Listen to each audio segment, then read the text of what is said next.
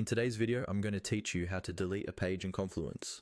Deleting a page is a simple task, but it's one of those actions you really want to feel confident about before you click anything.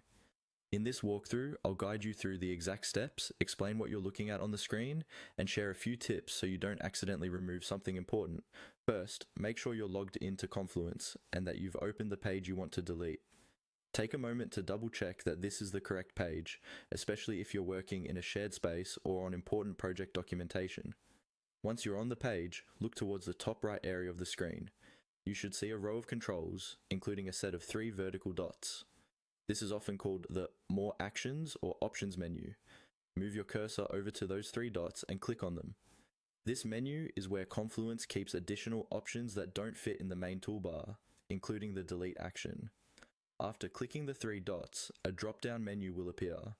In this list, you'll see several actions you can take on the page, such as moving it, copying it, or changing restrictions.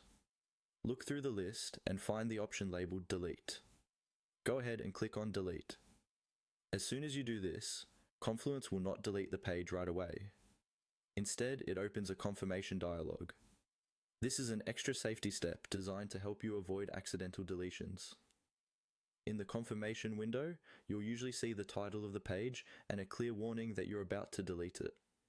Before you continue, pause here and make sure you truly want this page removed. If the page has important content, you might want to copy any critical information or confirm with your team that it's safe to delete. Also remember that if the page has child pages under it, deleting the parent page can affect how those pages are organized or accessed.